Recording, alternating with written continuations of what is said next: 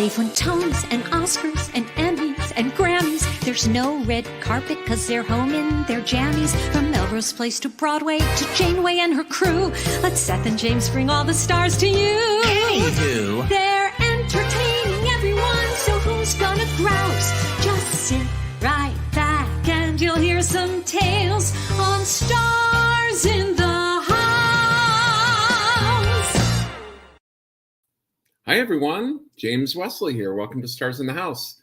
It's just me because Seth Rudetsky is on his way to Florida because he has a show tomorrow night at the Parker Playhouse with Stephanie J. Block. If you are in Florida, go see Seth and Stephanie. Everyone is going to be wearing masks. It'll be as safe as can be during these times.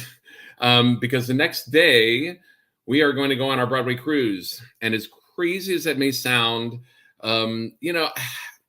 I talked to Seth a lot about this. Normally, I'm sure everyone tuning in has seen Stars in the House before. So we're here for the Actors Fund. And we love the Actors Fund. And the Actors Fund is for people who are for professionals in the performing arts who need help. And so 2 things about our Broadway cruise. One, we weren't born into money. We definitely didn't marry into money. And we're basically working guys who make our living in the performing arts. And the cruises were a big loss of income for us when everything shut down. And as you know, we have a small and mighty staff that we do pay, and I'll get to that with your kids, our kids. And thank you for Donna Early and everyone who contributed for that. But, Seth and I don't get paid. Of course, Dr. LaPook volunteers this time, who's going to be with us in a few minutes. But we made a decision to go back with the cruises. And the cruises, we went on at the beginning of November, and we talked to Dr. Kim Prather, who's been on the show a couple of times, about their ventilation and filtration, and we felt really confident about it. And the truth is, we're not going to eat indoors, just like we don't when we're in the city. We are going to require all of our passengers to wear masks. We are bringing a lot of rapid tests. We'll talk to Dr. LaPook a little bit more about that and how those are now with Omicron, because I know a lot of people have questions about that. And we have air purifiers that are going to be on our stage. So we feel like we are as safe as can be during these times. In fact, the thing I'm probably more worried about is the airport and being around everyone.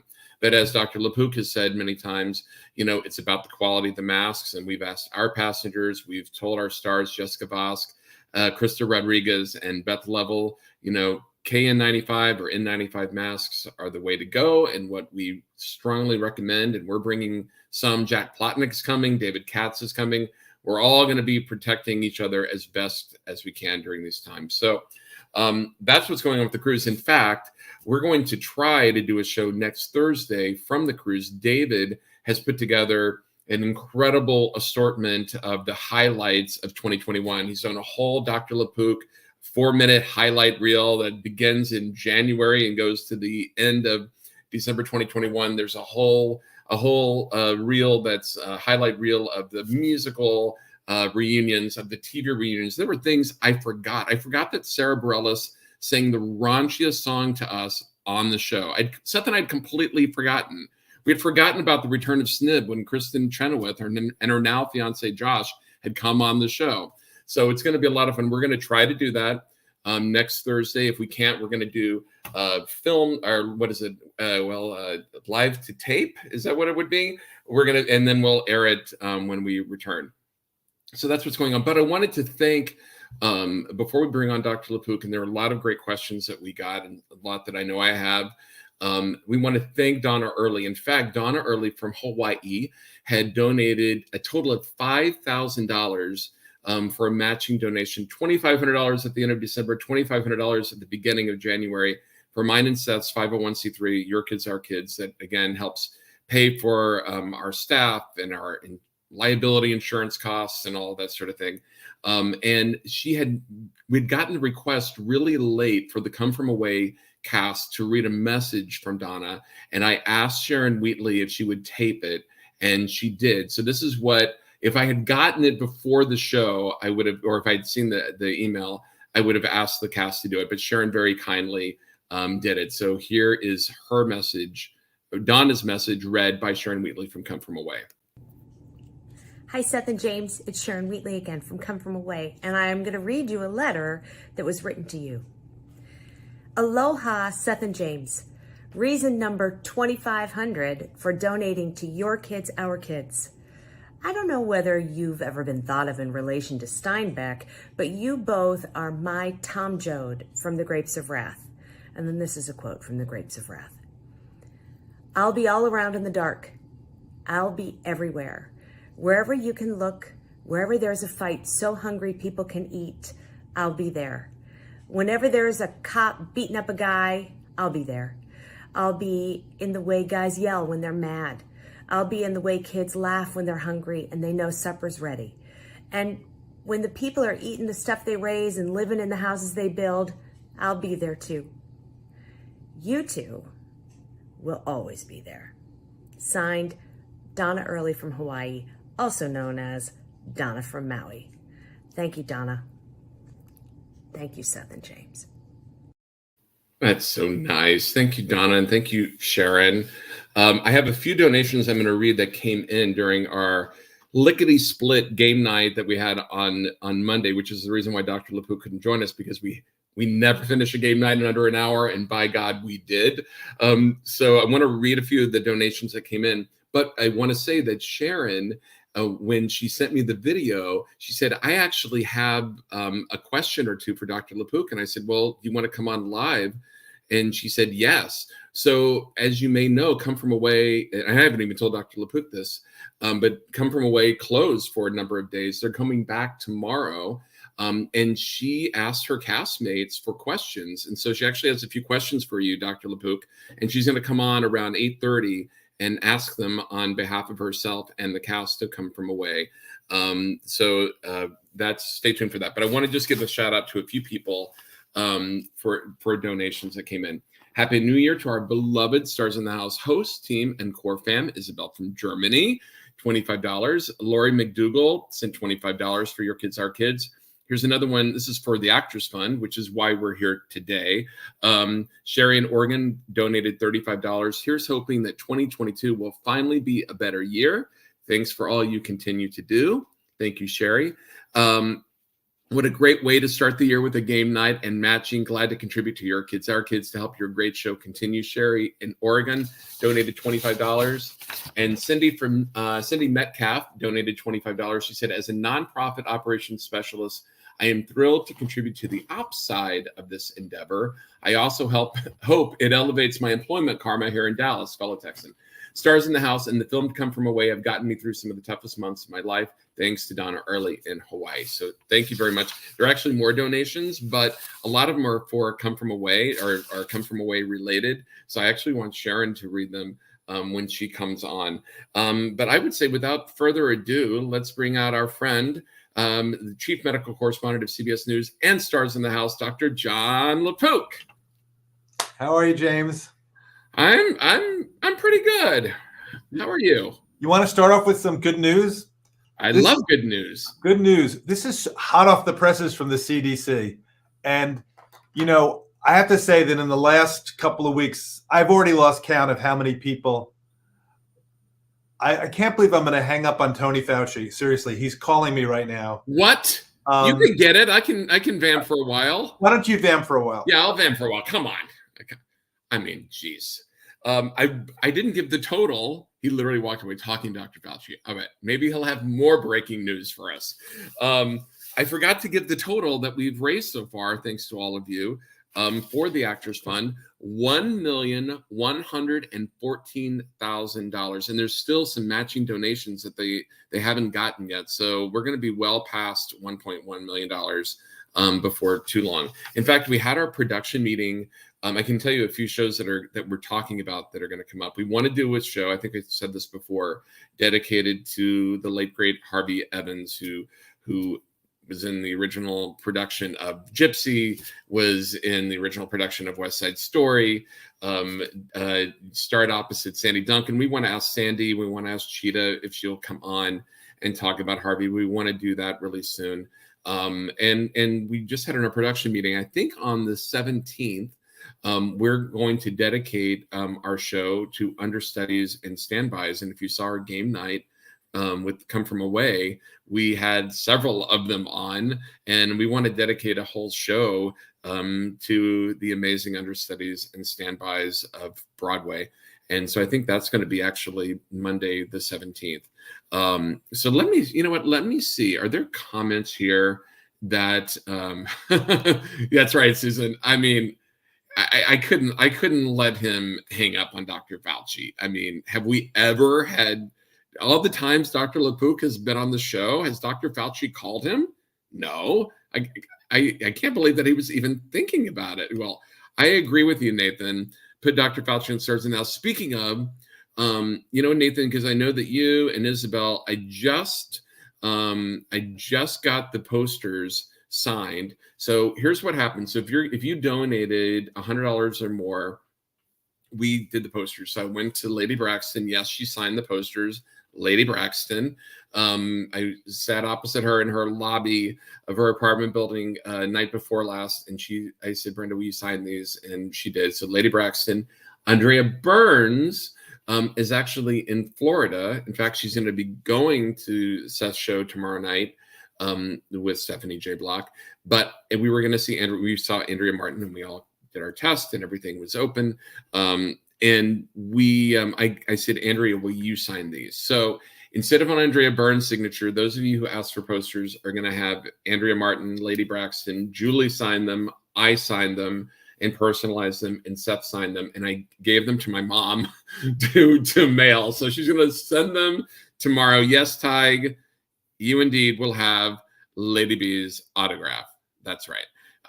You are on the list. So, and then someone asked me, Diane asked me if there were more, if you could still do posters. We do have a couple of more posters, not a lot, but if you want to donate to your kids, our kids, for the posters for $100 or more, I think we have like maybe 3 left, but maybe 4. I can send them out.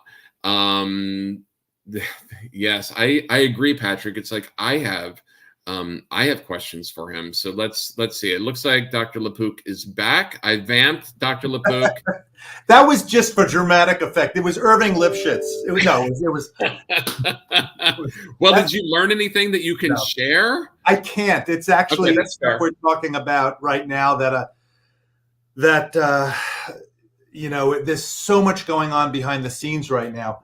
But it's nothing that people need to know right now. Seriously, it's just stuff that they're all thinking about. But you were going to give us really good news. I'm going to give you really good news, and I'm going to bring it up again. Okay. Come on, inbox. There we go. Okay. So this is today's CDC. Okay. During December 2020 to October 2021. So it's really before Omicron, but it's to look at the effect of how good are the vaccines. Okay. Now, remember, people right now, I've had dozens and I've lost count of how many people have had breakthroughs. And interestingly, as we've been saying and as we've been hearing, all of my patients, not to say that everybody, they're all doing well. Some of them have prolonged sinus kind of symptoms, but mostly it's from here, upper chest up. 2 immunocompromised people, both doing well. One got antibodies, the other did not. Okay. But they're all doing well. It's not that they're doing perfectly. They've got symptoms, but none of them are in the hospital. So they were looking at this among 1.2 million people aged more than 18 or above who got vaccinated. And of those, 327 required hospitalization. Of 1.2 million, 189 were severe and 36 deaths. That's 0.3 per 10,000, or about 1 in every 30,000. And they looked at risk factors. The people with underlying problems were generally those people who got the sickest. But boy, for the people out there who are saying, and I keep hearing this, is why in the world did I work so hard to not get infected for a year and have I just ended up getting infected? No, congratulations, you did it. You didn't get infected until you were vaccinated and boosted. Right. And so you're very, very, very likely to not require hospitalization and to not die, which is ultimately what you want. And there's a recent report, and again today or yesterday, that the risk of long COVID in a relatively small study was down with vaccination, like 50 to 80%. So the long COVID thing is this big question mark, right? And it's a reason to not want to get COVID right now still. The other thing that we're not going to know is what's the effects of Paxlovid, which is this new Pfizer drug that decreases hospitalization and death by 88% if given within 5 days. And it's possible because that's a protease inhibitor, which works differently than the vaccines. It's kind of like an AIDS type of drug, that it stops the virus from replicating. That theoretically could decrease the risk of long COVID. So there's a lot of good news about sort of what, how many times do we have to say it? Get vaccinated and boosted. I mean, you have to get vaccinated and boosted. Israel right now is doing a trial of getting a second, booster. They just started that. We'll see what that shows. And New York City obviously is going up. If you look at South Africa, they went almost a straight line up, and now they're coming down very quickly. Right. I think right here in New York, since we were hit, we're hit first, we're going to see it go up. Then I'm hoping it goes down relatively quickly. Bumpy ride. There's definitely pressure on our healthcare system all over the country, including in New York. But there's not as many hospitalizations as you would expect. Not at all. Based on the number of cases, and there's certainly not as many deaths and ICU stays. So there's a lot of good news. It's still going to be a bumpy ride, but that's the good news to start. I love seeing this. It literally just came out like 10 minutes before I got on air. I saw this. I said, that's a wow. Yeah. That's a wow. So let me ask you about the because I know that I have questions about it regarding long-term COVID. I mean, we all at this point, if you didn't know anyone who had COVID before, you definitely in the last month know people personally who have gotten it. But many who have been boosted who are asymptomatic, do we know yet about long haul COVID? If you didn't have any symptoms but you tested positive, like your chances of any long-term problems occurring, does it go down because you were asymptomatic? We don't have the statistics on it, and the NIH is studying it, but I suspect it's going to be lower. I mean, it kind of makes sense. We've talked about this before, that long COVID, like what is long COVID? Because the virus isn't in you anymore. So what is that? Why is that? And it may be along the lines of what happens the second week of the infection. Remember, the first week of the infection is the replication of the virus. So that's why people were, they were sick, but they weren't deathly sick. The second week, when I'm talking about when people had Delta, the original strains, when it was infecting the lungs, they got really sick as the immune system overreacted to the virus. Okay. And it started attacking your own body, lots of different organs in your body, the heart, the lungs, even the kidneys, the blood vessels, the brain, even though there might not have been any active infection even left, okay? Right. Or it was out of proportion to the amount of virus that was there. And the thinking with long COVID is it that, isn't it likely that it's that the body doesn't know that the war is over, and even though the virus is gone, it's still making inflammation? There may be, if you look at it on a molecular basis, what if there are things in your body, important proteins, important substances that resemble the virus, certain things within the virus. So then even though the virus is not there, the body mistakes it. It's a case of mistaken identity. It says, oh, that's the virus. I'm going to go after it. And it turns out to be some important part of your body that you need. So I would think theoretically, the less vigorous the initial infection, the less likely it would be to have some long, because your immune system wouldn't be as revved up. And if you're vaccinated and boosted, it makes really much more sense to me that it makes sense that what we're seeing that is a lower risk, looks like a lower risk, because you already have that ready-made forces ready to go after the virus, and it's not your own sort of overreaction that's happening. It's a proper reaction. Well, as you know, I haven't said it on the show, but literally during our show on the 27th of December, during our game night, I whispered to Seth, I have a sore throat. And it actually developed with all the symptoms that seem to be going on right now for people that are boosted. I had a sore throat, got worse. It was hard to swallow. I was very congested, runny nose that I have not had in years. And I didn't go with Seth to Provincetown because I didn't know if it was going to be positive. I did a couple of PCR tests. I did the antigen test because we have them, and everything was negative. Is there a couple of things, and now it's been more than enough time, and I'm still negative. Is that just like how does someone know that they just have a cold versus COVID if you don't get multiple tests? Because I was fortunate that we had them here at home, but my gosh, the lines here in New York. I mean, I don't know how someone who has a 9-to-5 job or whatever can stand in line for 2 hours to get them. How many times? What is the procedure right now if you have those symptoms? It's a real problem right now, knowing, you've got flu season, cold season, there's still allergies, you've got COVID. There is a test that can look at all of those things, flu and COVID together, and a bunch of other respiratory viruses. So you can get this panel and see if something shows up. But I have a bunch of patients right now who are feeling sick, who are testing negative for COVID. And it's, you think, gosh, is it just the cold? They're having a cold. They're having a really bad cold. Okay, that could be it. It also could be, when you have symptoms, you get a PCR. Let's make that really clear. If you have symptoms, you get a PCR if you can, because that's going to be more sensitive. Okay. Try to see if you're infectious once you know that you are positive, or if you're trying to screen over a number of period of time, then you can get the rapid antigen. The rapid antigen could test falsely negative for a day or two and then turn positive. So, and what we're still trying to figure out, they are trying to figure out is, how do you use the positivity of the fast antigen or turning from positive to negative as a way to say, okay, now I can go out and be with the world because I'm not as infectious. And you saw there's arguments about this. The FDA is saying we haven't. It's a qualitative test. It's not a quantitative test. We don't know exactly how to use it to test out. Michael Mina feels if it's positive, that's a reflection of infectivity, and that is a way to give you information. But I don't think anybody feels cocky about how you use these tests. But there's been a lot of misunderstanding about if you have symptoms. Number one, stay home. Right. Number two, get a PCR. Number three, if the PCR is negative, it could possibly still be a false negative PCR.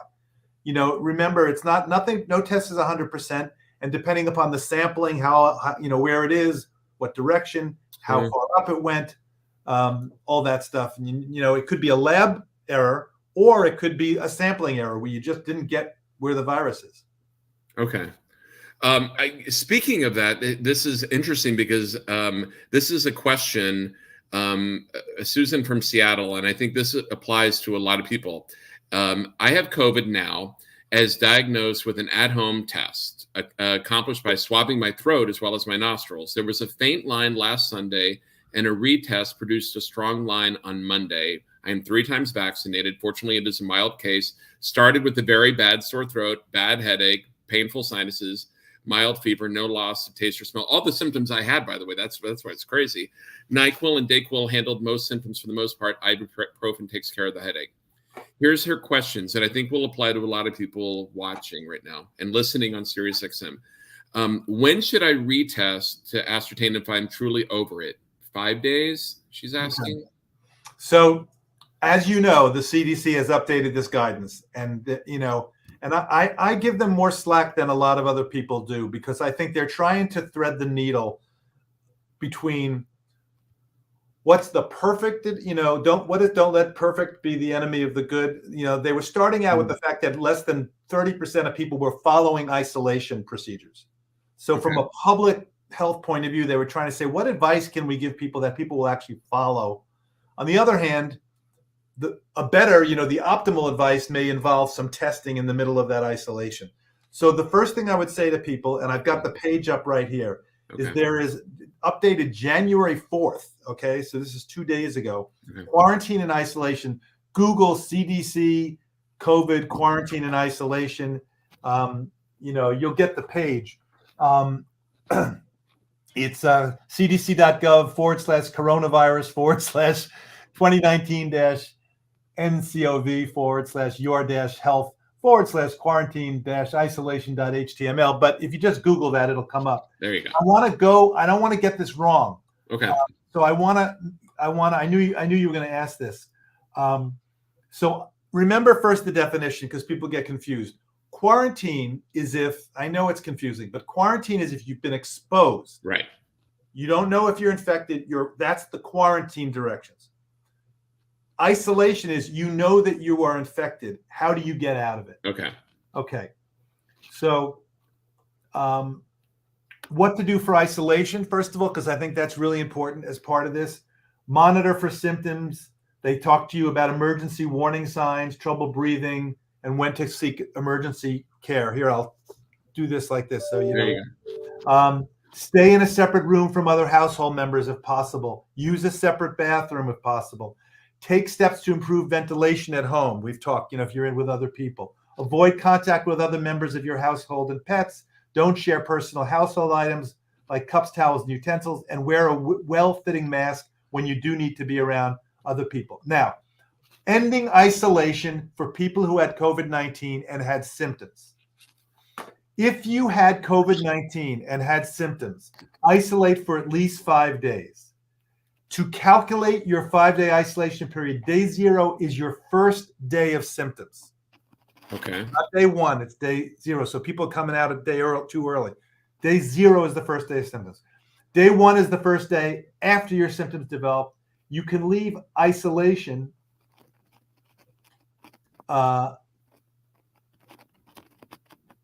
okay.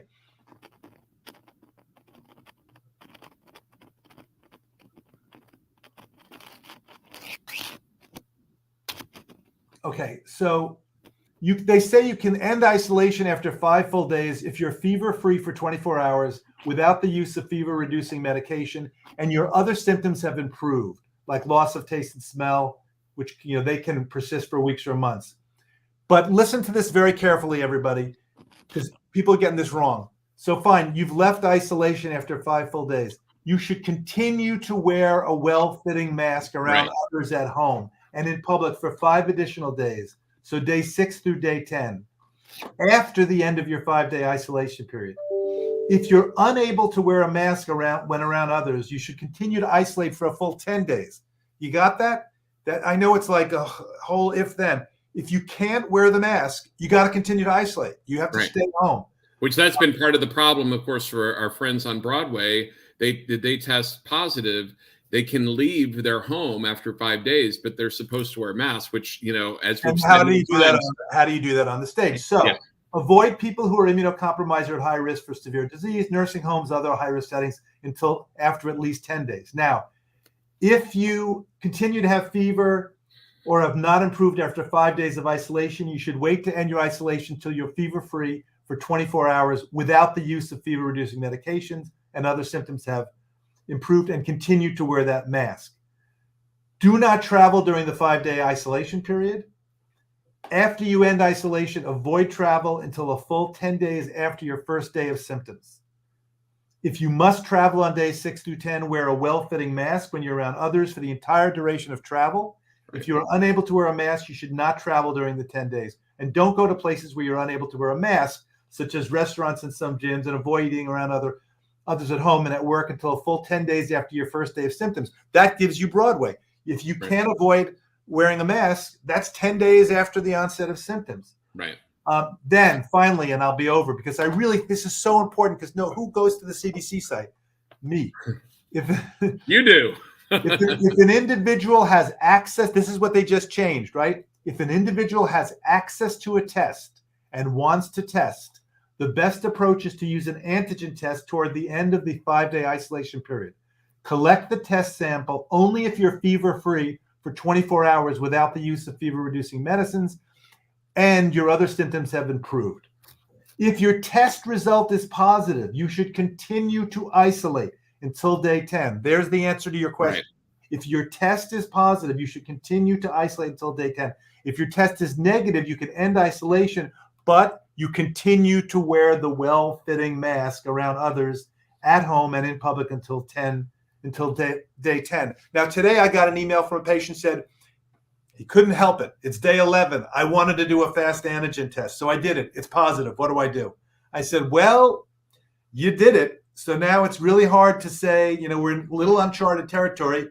If you're doing it, then I think you got to do it till it turns negative, because, if you look at the curve, whatever it is, it goes down and down and down. By day 7, there's some large percentage of people who aren't infectious, and it's even higher by 8, 9, and 10.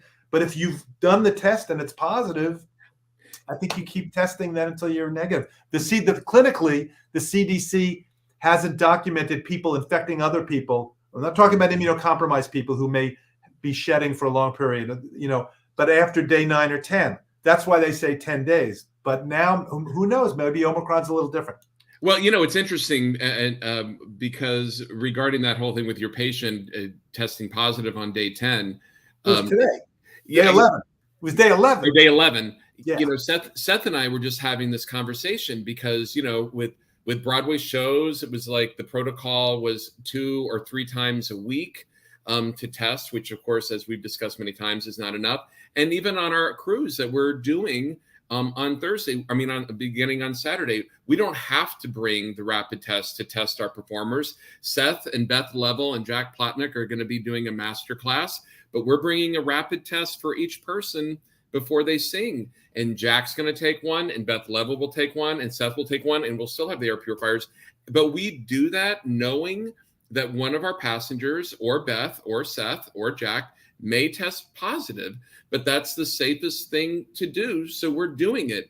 It's going to be a hell of an inconvenience, and I'm sure our group is boosted and all of that, and it'll probably be an inconvenience more than a safety issue, but we're still going to do it because it's the right thing. But we realize that we may be opening up, a Pandora's box that no one's making us do, but we feel like it's the right thing. And I think for the people who are going to be there, it's all about informed consent. Everybody understands these are the risks. Everybody has different risk tolerances. You've decided it's worth the risk to do this for lots of reasons that do make sense. I mean, you have to make a financial, you have to make a living. Yeah.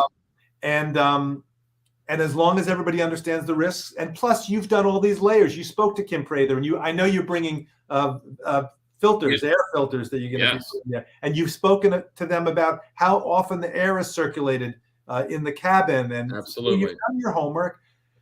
But I got to tell you, there are people who over this vacation, they couldn't have been more careful. People were hermetically sealed for a week before they got together. Yeah, they did the Binax test 5 seconds before they entered, and still people tested positive because this Omicron is really contagious. Well, speaking of working professionals, we have Sharon Wheatley here from Come From Away, and she begins work again tomorrow. And I'm so happy that she's joining us because she'll ask questions herself, because she's like me and Seth. It's like, we know that what we're doing comes with some risk, but it is our vocation. It's our love, and we're doing it, and we're all doing the best we can. So please welcome to Stars in the House, Sharon Wheatley. Hi, Sharon. Hi. Sharon Wheatley, you made me tear up when you were reading your Steinbeck. Great letter. Yeah. Well, you did it so beautifully. Yeah. Thank you. I'm getting a call from Tony Fauci right now. So. I'm sorry.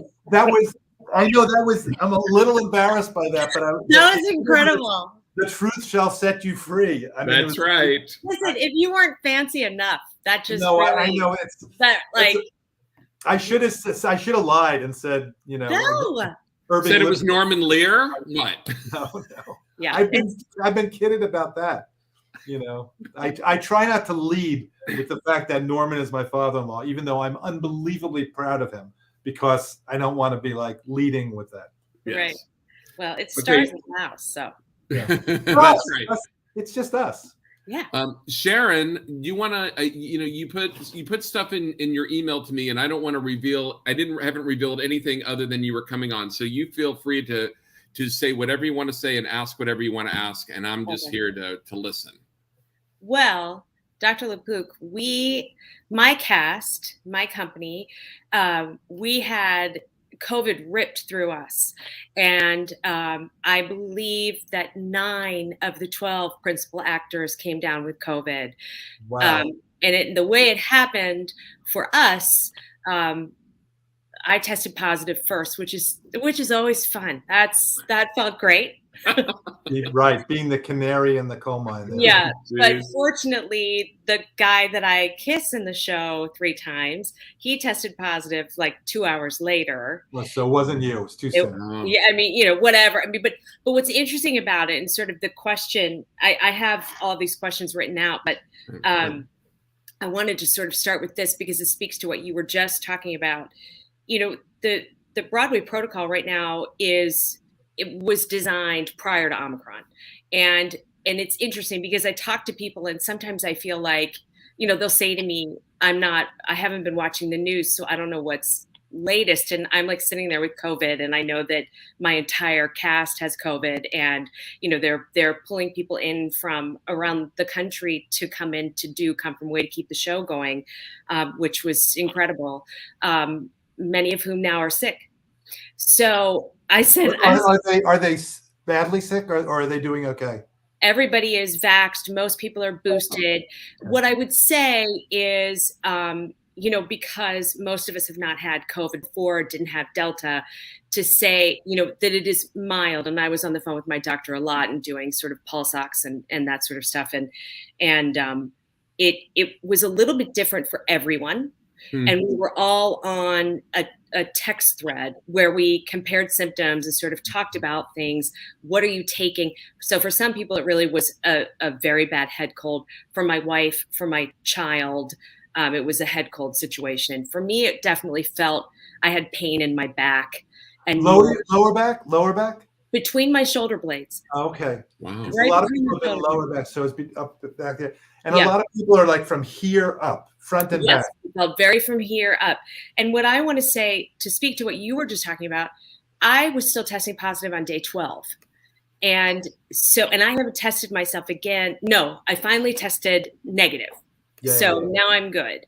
But I was initially diagnosed, I got my test back on the 19th of December. So, and then the show shut down for a little bit, and then people went back and did 7 more performances, and then we shut down again. So now we're all coming back tomorrow. And our union, Actors Equity, is working very hard to try to keep up with Omicron. And I sort of feel like we're on the front lines of all of this. Yeah. And there was a great article yesterday in the New York Times by Emily Anthons and Christina Jewett about the antigen testing and about how what they're finding is that Omicron doesn't live in the nose as much as it lives in the throat. So my question to you is this. I had a negative PCR test on Saturday. I had a negative antigen test on Sunday. And again on Monday, tested positive with a PCR test on Tuesday, right? So that was my day 0. Okay. But I had, and particularly other people in my cast have had symptoms prior to testing positive. I didn't so much. But what they're saying is if you do saliva-based PCRs, and if you actually swab your throat when you do your at-home antigen, which someone in our cast did that yesterday, kept testing negative, was symptomatic, finally swabbed her throat, and twice it came up positive, and then the spit-based PCR came up positive today. So should we be changing the kind of testing that we're doing? So the FDA has very specifically addressed this. They're recommending against the swab because they think that people could hurt themselves by doing it themselves in the back of their throat. So they think it should be done by a health professional. Uh-huh. That begs the question of, should you do it? Will you get a better pickup? Absolutely, there's been stuff in the Twitter sphere and social media about people doing that with a sore throat. I have to say that I had a patient. I had them do the experiment. They had a positive. They had a very bad sore throat, and they had done their throat and then their nose at the same time. So I had heard about this. This was a couple of days ago, and I said, gently do the back of your throat, and if you gag, you want to do it for 15 seconds. In each nostril. So if you can only do it like 2 or 3 seconds, do that 4 times or whatever. and then go into your nostril, because the other way around is kind of disgusting, right? So do the back of your throat and then your nose. I'm making this up, right? Right. And then it was positive. So that night I said, please do the test for me. Do you have another couple of, yes, I have a couple of tests. Do one, just your nose and just your throat. You still have a throat, right? Yes. The throat was negative. The nose was positive. Isn't that crazy? The exact opposite of what I was kind of hoping. Wow. Right. So all of which is to say, these tests were not tested for this. There's a lot of anecdotal. There's a reason why there's rigorous FDA. It took a long time to approve tests. They got to do controls. When people are just reporting in, like, I did my throat and it was positive, did they do the test where they did the nose at the same time as the throat, but on separate, Right. So I would just say, from my point of view, personally, if I have somebody who I trust to do it, I don't think it's crazy to do that, but you should know the FDA specifically says not to do that because they're afraid people are going to hurt themselves. But there's also reports that it's in the saliva, and that this is all being looked at right now. So they're really good questions. You saw the other business about how, for very fancy schmancy technical reasons, that there's not a protein down in the lower lungs that allows the virus to get sort of attached. So that's why we're not seeing as much lower lung infection with Omicron. But the way around that in the upper pathways, it's an alternative pathway for the virus to get in, and that's why we're seeing it up here. And the reason why kids are getting into trouble is because they get, we're fine. We're relatively fine up here because we get a cold and we may wheeze a little bit maybe, or we cough. Kids get croup, right? Because they have much smaller airways. And you remember that the area is pi r squared, right? So as the R gets smaller, the area gets down in, by the square of the change in the radius. Sorry. But basically what I'm saying is that as the diameter of that airway gets smaller, the volume of air and the area through which air can pass is much less. So the kids get into trouble and they end up in the hospital. That's why we're seeing more kids hospitalized, we think, with the Omicron. Wow. Can I ask one? Can I? Of course, ask away. Please. I don't mean to. No, Sharon. That's why I wanted you to No, come but I mean, because we've all been just doing our own sort of research and stuff and then comparing online. And, I have a musical theater degree, so not a medical degree. Everybody's an epidemiologist now. It's amazing. Right? No. You kind of have to be. I know, it's true. If a person, I mean, I know you just answered this, but I think that no one in my company is required to have a negative antigen test to go back to work tomorrow. They have said if you have them, it would be great. I mean, exactly, they're taking the exact same CDC line on it. I think that all of us would feel more comfortable, and particularly people who have not had COVID, if we took a rapid antigen test. I mean, I think this is kind of easy. I mean, if you don't, if you don't want, come from away to become, come from away again, then I think it makes sense to do the rapid antigen test right before, because that's why I wanted to read those instructions the way I did, because they're saying you have to wear a mask for the full 10 days. Right. So if you can't wear a mask, then don't you want to have a negative antigen test? It seems to me that Broadway has got to have access to those rapid antigen tests. We've talked about this before. Yeah. I haven't looked at backstage. I haven't looked at all the parameters of it, but just it makes sense to me that as close to curtain time as possible, you do that antigen. I cannot stress how important it is that it's as close to curtain as possible, because the negative antigen test at 11 in the morning can turn positive at 3 in the afternoon. The one that's negative at 3 in the afternoon could turn positive at 7 p.m. So if you want to buy yourself a little bit of a window where it's less likely that you're going to be infectious, you do it, with the understudy standing by if you have any left, and the mask. They're all sick now. Yeah. I totally agree with you. I think that totally makes sense.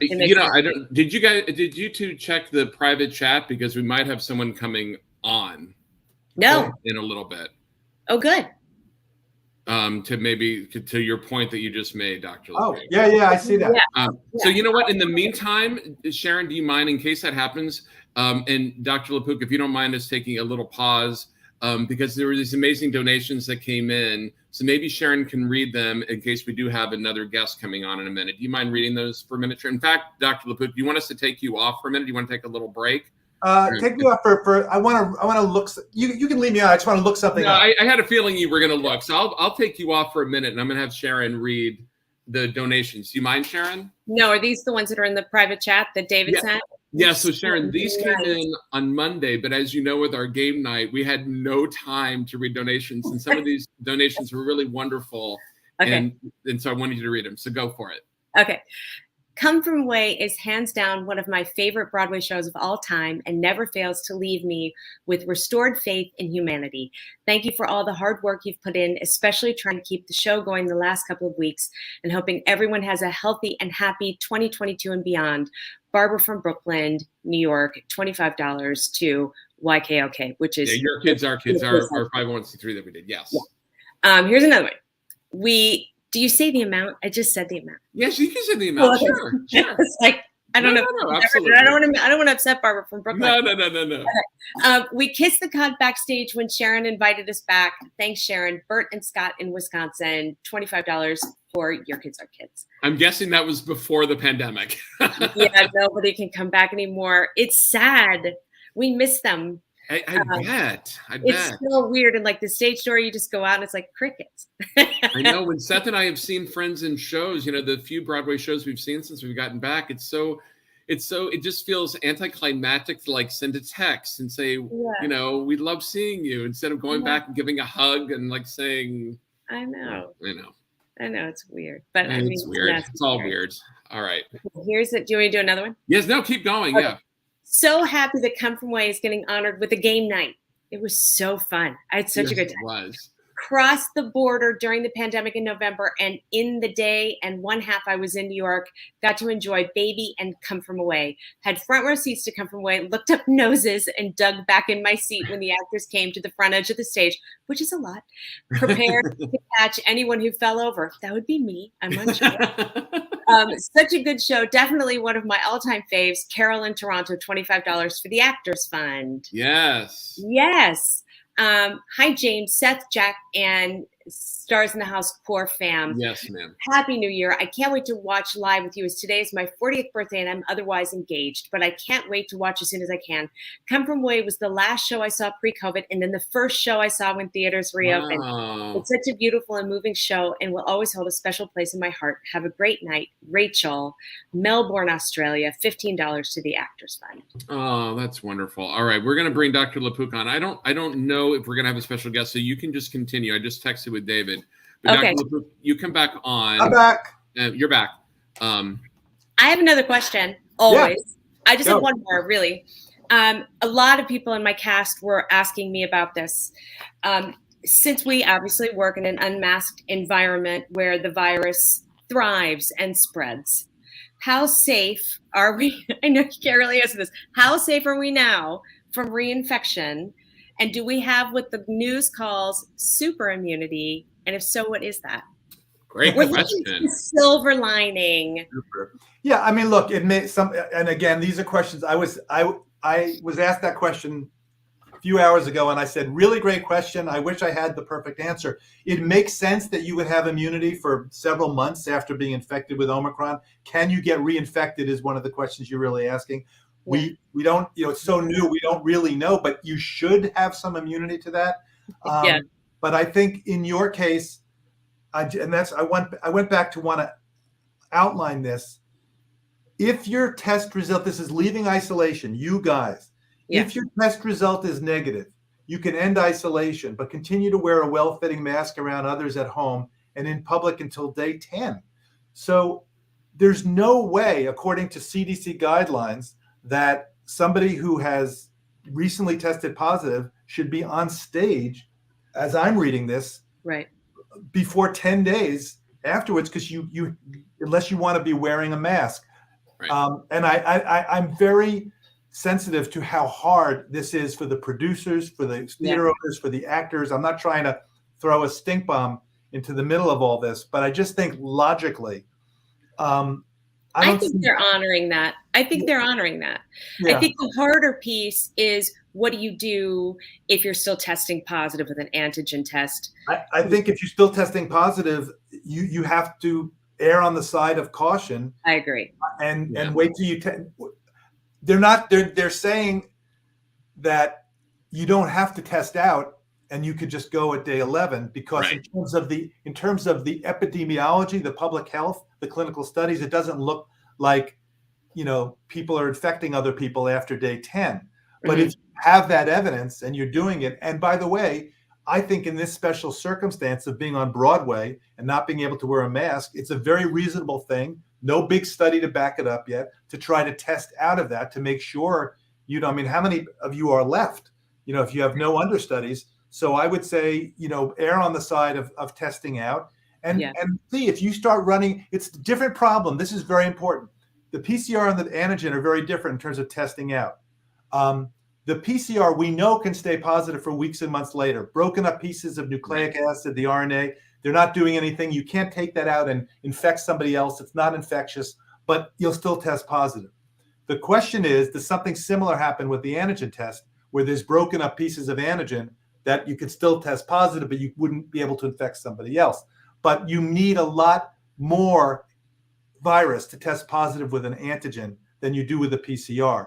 So It seems to me, if you really want to be belt and suspenders, and you've got this very special, again, I wouldn't say this for America, but these very special circumstances where you're on stage and you've recently been infected and you've tested positive and you've got a limited number of actors and you really want to make sure, why wouldn't you try to test out? Now, you can amend that. If you start it and you're saying, gosh, everybody's still taking positive at 15 days after, day 0, but I haven't heard about that. My patients who have done that with their testing positive may be positive for another day or 2, but then they turn negative.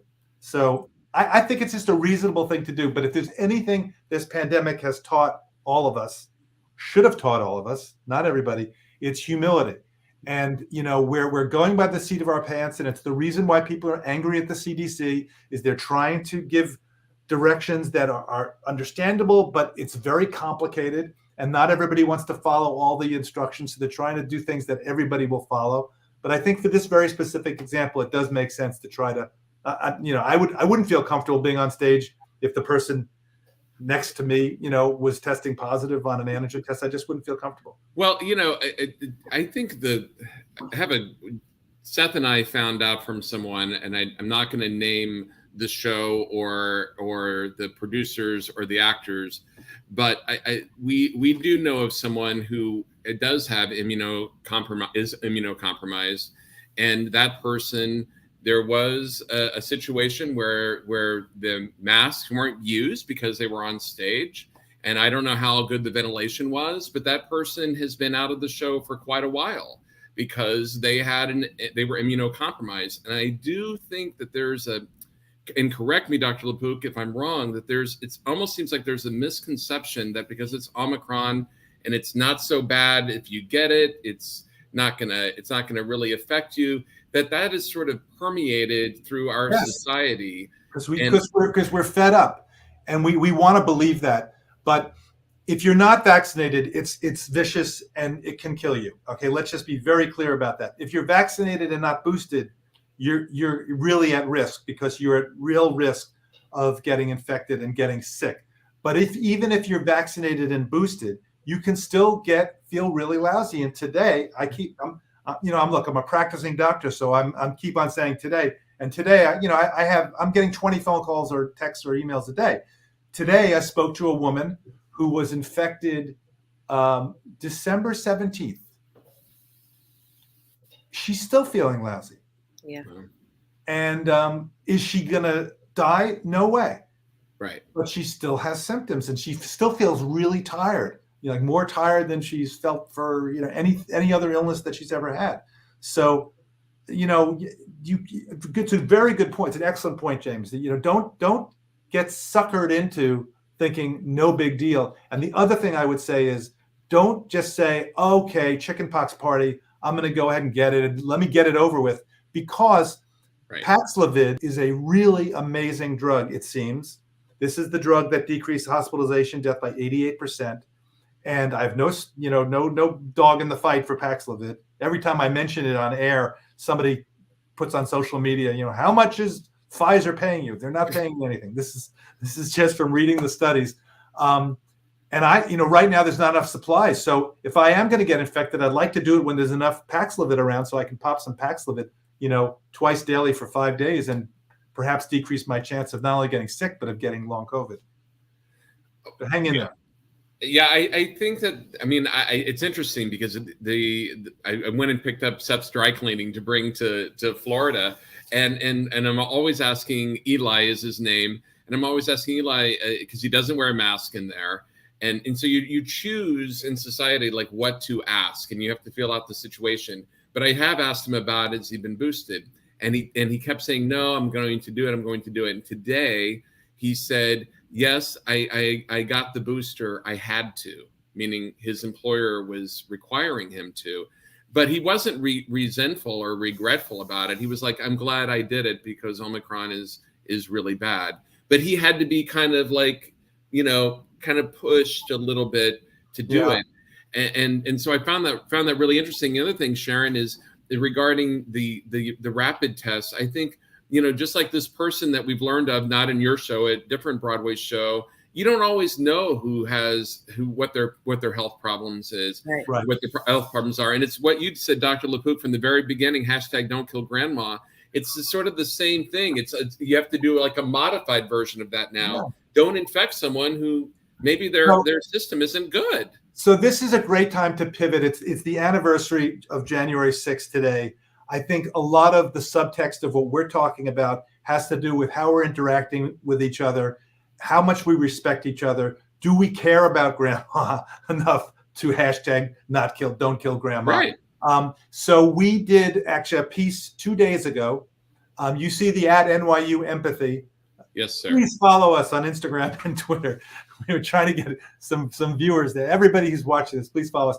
But yes. It's just a minute 40 right now. And David's teed it up. I'd like you to take a look at that because I think it's a really good pivot for us to talk about why empathy right now is a tool that we really have to use. It's a skill we have to develop more of. It's a muscle we have to flex right now. If we want to get down to that last off-ramp, we really have to start thinking now, can we finally start rowing in the same direction? Right. So David, why don't you play that? There you go. And unifying America, how teaching empathy can help unite a nation. This is the CBS Evening News with Norah O'Donnell.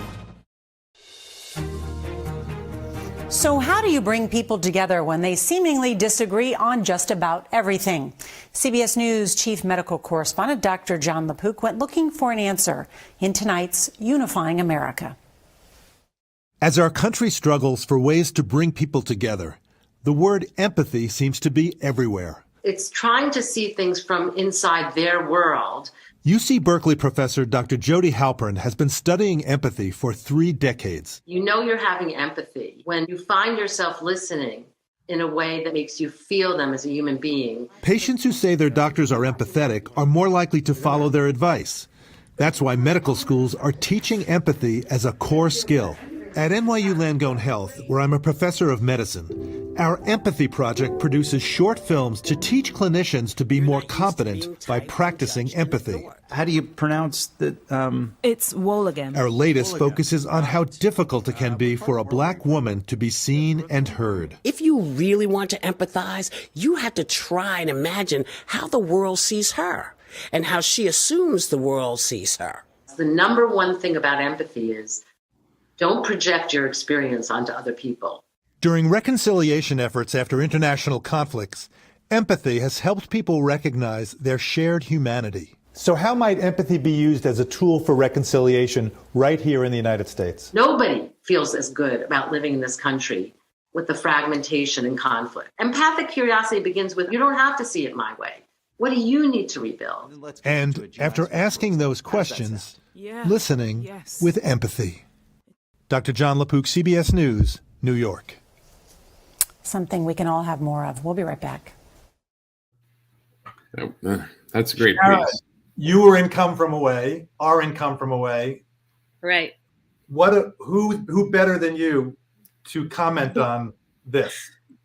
It's such an interesting thing. I mean, the show is all about kindness and empathy, and we were so happy to come back and to bring the story back to Broadway and remind people, because I do think that it's a surprising turn of events. I mean, don't you? I was not expecting for everybody to just be so mad all the time and to be so righteous about it. Yeah.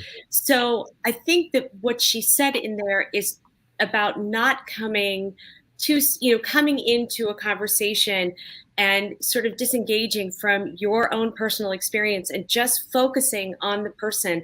It takes a level of discipline in listening that a lot of people are not bothering with anymore. Certainly, I know every night when I do the curtain call and everybody's there and they're all in their masks, and I know that they've had to stand outside in line and show their vaccine and their identification. And from my dressing room, I can hear the people that are letting the people in the theater, they're saying, "Welcome back to Broadway. Thank you for coming back to Broadway." And so the final bow every night, that's my cat. I wave and I find people in the audience and I just say, "Thank you so much for coming. Wow. Thank you so much for coming," because it's an effort. It's an effort to go see a Broadway show. And what the producers are doing, what the unions are doing, there's no point in everybody getting mad at each other. This is a developing story. So we all have to just be in it together and be patient and share information. Yes. And I don't know, just crack a joke and be generous of spirit and be, I don't know, loving. I couldn't agree with you more, which is why you've heard me over and over again, James, sort of say, look, I know people want to criticize, fill in the blank, the unions, the producers, the owners of the theaters, the CDC, you name it.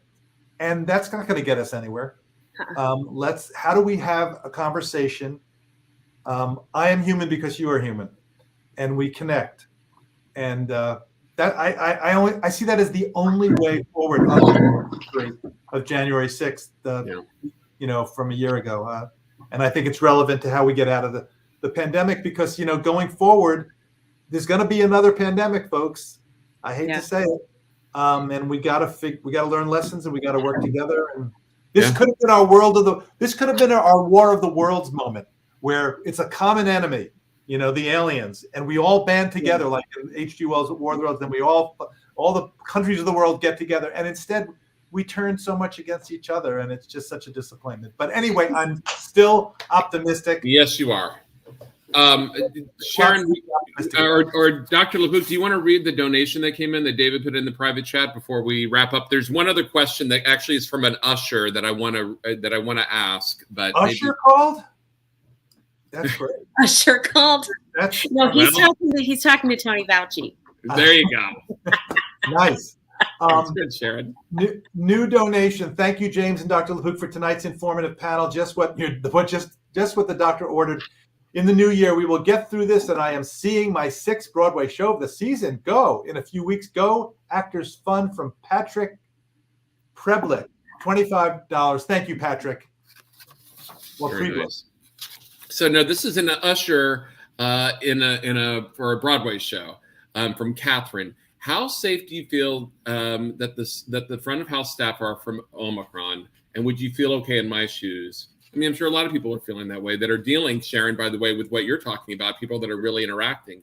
Yeah. My worries also come from train transportation to and from the theater.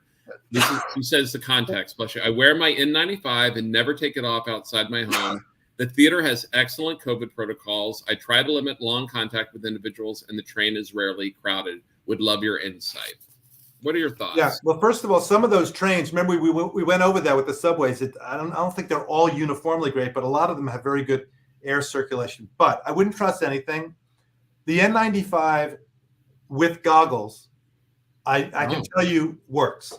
I was in, April 2020 on the COVID wards at NYU Langone Health, where I'm a professor of medicine. People coughed in my face who had active COVID, and I did not get COVID.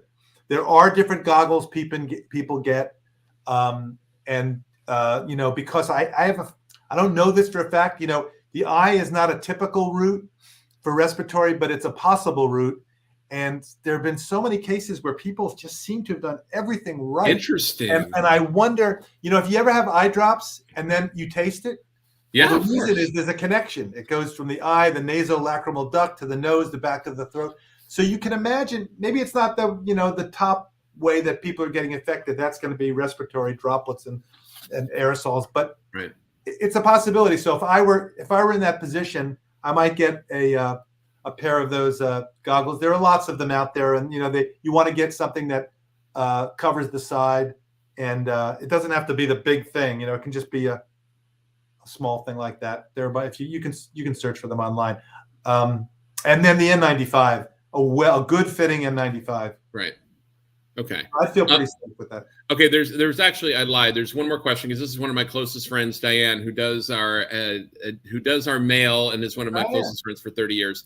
So she said, I'd love to hear Dr. L's take on fully vaxxed and boosted peeps getting back to their quote unquote regular lives. We know so much more now and have learned certain protocols. Any general advice, things you wouldn't do, like eating indoors at a restaurant, is learning, and this is the big question, is learning how to adjust our lives on an ongoing basis an additional meaning of the phrase long haul COVID.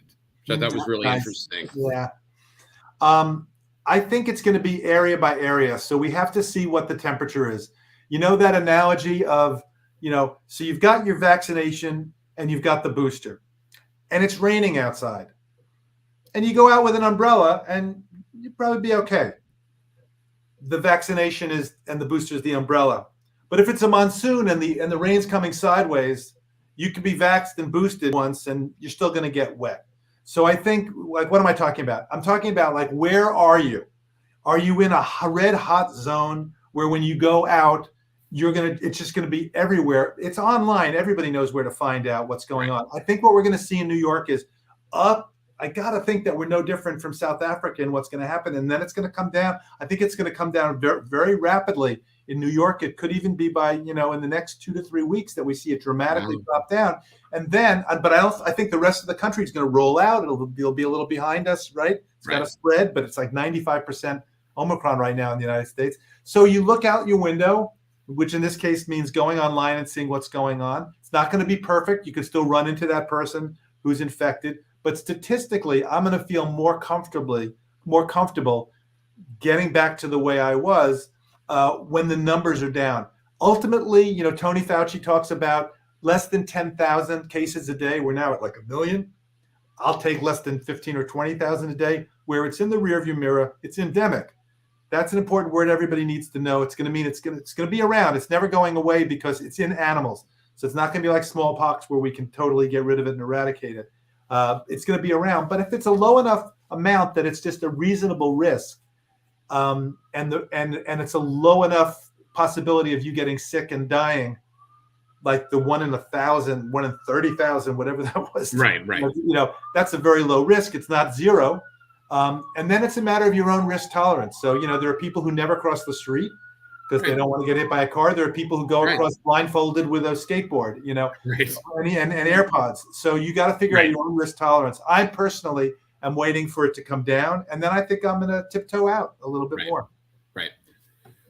Sharon, thank you so much for coming on. And I couldn't be more thrilled to be here. I'm so happy. I also just want to say, thank you for having me. Thank you, Dr. LaPook. It's been incredibly fun.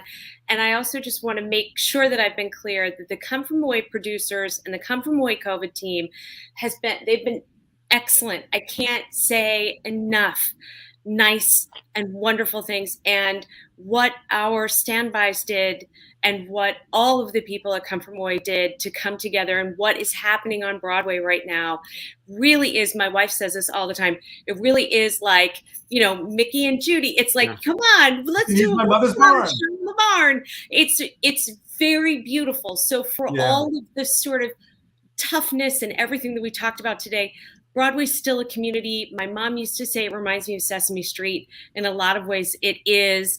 And the one thing that we all did once we were sprung after getting our negative tests is we all went and saw shows. I was there with Astrid and Katrina last night. We saw Harry Potter. We've seen, all these shows since we got out of our work. So, go see shows. And it's not a time to be judgmental, because I know people who have been incredibly careful. I said hermetically sealed, testing every day. They still got it. So you got to cut people some slack. Just try to think logically.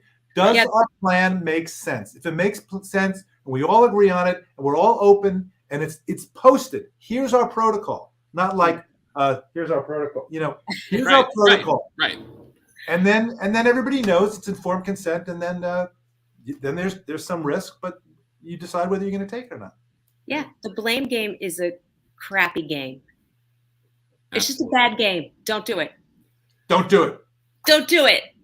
All right, Dr. LaPook, Sharon, I can't wait to come and see Come From Away again. It's been so long since I've seen it. So when we get back, I got to come. In February, I think there'll be seats available. Yes. So James, this was our half-hour discussion that we were going to I know. You know how it is. It's like it's stars in the house time.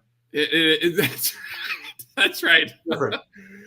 So everyone, stay tuned for next week. I believe our show next week will be on Thursday. It depends on how the Ethernet is on the ship. But we're going to have these. I think what we're going to do, if it works out, is we'll do a game night with a combination of that and the best of 2021. So I think that's what it will end up being. If not, stay tuned. That's why you got to subscribe to our YouTube channel. Thank you, Dr. Please follow us at NYU. Yes. We need follow. We really want to develop this community of empathetic people. Absolutely. All right. Bye, everyone. Good night. Bye.